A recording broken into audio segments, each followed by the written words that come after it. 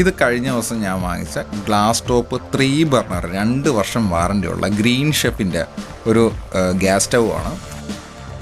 വളരെ മനോഹരമായിട്ടുള്ള ഡിസൈനോടുകൂടി വരുന്ന ഈ സ്റ്റൗവിൻ്റെ വിലയാണ് എന്നെ അതിശയിപ്പിച്ച് കളഞ്ഞത്.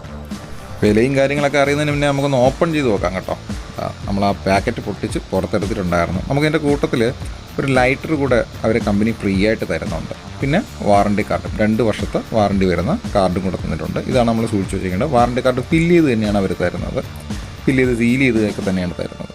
അപ്പോൾ നമുക്ക് എന്തായാലും ഉദ്ഘാടന കർമ്മത്തിലേക്ക് കിടക്കാം. നമ്മൾ കത്രികയൊക്കെ വെച്ച് ഉദ്ഘാടനം ചെയ്തു. നമുക്കെന്നിട്ട് ഓരോ ബർണറായിട്ട് സെറ്റ് ചെയ്യാം. നമുക്ക് ഇതിൻ്റെ അടിയിൽ പാക്കിങ് തുറന്ന് നമ്മൾ എടുത്തു കഴിഞ്ഞാൽ ഇത് കമഴ്ത്തി വെച്ചതിന് ശേഷം വേണം നമ്മൾ സ്റ്റാൻഡ്, ഇതിൻ്റെ പുറത്ത് വയ്ക്കുന്ന പാത്രങ്ങളൊക്കെ വയ്ക്കുന്ന സ്റ്റാൻഡ് ഉണ്ടല്ലോ, അത് ഓരോ ബർണറിൻ്റേതായിട്ടുള്ള സ്റ്റാൻഡുകളും അതാത് ബർണറിൻ്റെ അടിവശത്ത് ടാഗ് ചെയ്ത് വെച്ചിട്ടുണ്ട്. അപ്പോൾ നമ്മുടെ വളരെ മൂർച്ച കൂടിയ ഒരു കത്രിക കൊണ്ടാണ് നമ്മളിത് കട്ട് ചെയ്തെടുക്കുന്നത്. അത് വെച്ച് ആ കത്രിക വെച്ച് പഴം മുറിക്കുകയാണെങ്കിൽ പഴത്തിന് ഇക്കിളിയാകുന്ന ഒരു മൂർച്ചയാണ് അതിനുള്ളത്. അതുകൊണ്ട് എങ്ങനെയൊക്കെ നമ്മൾ കട്ട് ചെയ്തു, നല്ല കട്ടിയുള്ള ടാഗ് വെച്ച് താഴെ വീണ് പോകാത്ത രീതിയിലാണ് അവർ പാക്കിങ്, നല്ല മനോഹരമായിട്ടുള്ള പാക്കിങ് തന്നെയാണ്. നമ്മളെല്ലാ ബർണറും ഫിറ്റ് ചെയ്തിട്ടുണ്ടായിരുന്നു. പോട്ട് സ്റ്റാൻഡും നമ്മൾ ഫിറ്റ് ചെയ്തിട്ടുണ്ടായിരുന്നു.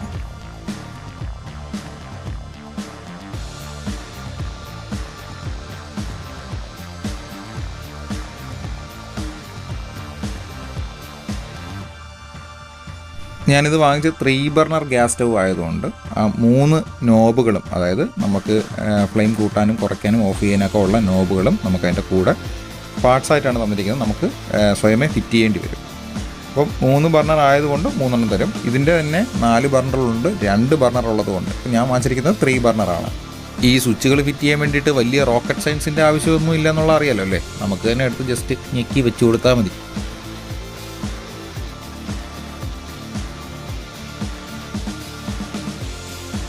ഈ കാണുന്ന പാവപ്പെട്ടവനായിരുന്നു മുന്നേ ഇവിടെ ചോറും കറിയൊക്കെ വെച്ചുകൊണ്ടിരുന്നത്. ഇത് മാറ്റിയിട്ടാണ് നമ്മൾ പുതിയ ഒരെണ്ണം വാങ്ങിച്ചത്. അതിന് വേറെ കംപ്ലയിൻ്റ് ഒന്നും ഉണ്ടായിട്ടില്ല.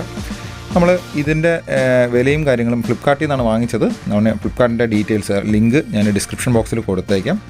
പിന്നെ നമ്മൾ പുതിയൊരു ഗ്യാസ് സ്റ്റവ് വാങ്ങിക്കുമ്പോഴത്തേക്കും നമ്മൾ ആ ഹോസ് കൂടെ മാറ്റുന്നത് വളരെ നന്നായിരിക്കും. ഈ സ്റ്റൗവിൻ്റെ റൈറ്റ് സൈഡിലാണ് സിലിണ്ടറിൽ നിന്ന് വരുന്ന ഹോസ് കണക്ട് ചെയ്യാനുള്ള ഓപ്ഷൻ വന്നിരിക്കുന്നത്. അപ്പോൾ ആ സൈഡിലായിരിക്കും നമ്മൾ ഈ ടൈലൊക്കെ ഇടുന്ന ആൾക്കാർ ഹോള് അറേഞ്ച് ചെയ്യുന്നൊരു പരിപാടി ഉണ്ടല്ലോ, ആ ഹോസ് വരുന്നതിൻ്റെ വൃത്തികേട് മാറാൻ വേണ്ടിയിട്ട്. അപ്പോൾ അത് കണക്ട് ചെയ്യാനുള്ള ഓപ്ഷൻ റൈറ്റ് സൈഡിലാണ്. അപ്പോൾ നമ്മൾ കത്തിച്ച് ആദ്യം ഒന്ന് അപ്പം ഉണ്ടാക്കി നോക്കാമെന്ന് വിചാരിച്ചു. അപ്പോൾ അപ്പം എങ്ങനെ ഉണ്ടെന്നൊക്കെ നമുക്ക് കഴിച്ച് നോക്കിയാലേ പറയാൻ പറ്റത്തുള്ളൂ. ഞാൻ നോക്കിയിട്ട് ആകെപ്പാടെ ഇതിൻ്റെ ഒരു പോരായ്മ എന്ന് പറയുന്നത് ആ പാത്രം വയ്ക്കുന്ന ഈ സ്റ്റാൻഡിൻ്റെ ആ പെയിൻറ്റ് ആദ്യം വയ്ക്കുന്ന സമയത്ത് കുറച്ച് സ്മെല്ല് വരുന്നുണ്ട്. ആ പെയിൻറ്റ് കത്തിപ്പോകുന്നുണ്ട്, ഈ പോർഷനിലെ പെയിൻറ്റ് കത്തിപ്പോകുന്ന ഒരു സ്മെല്ല് വരുന്നുണ്ട്. അത് മാത്രമേ ഉണ്ടായിരുന്നുള്ളൂ. അതൊരു പഴയ പാത്രം വെച്ച് നമ്മളൊന്ന് ചൂടാക്കി കഴിഞ്ഞാൽ മാത്രമേ ഒരു 5 മിനിറ്റ്, അപ്പോഴത്തേക്ക് ആ സ്മെല്ലങ്ങ് മാറി നോർമലായിക്കോളും.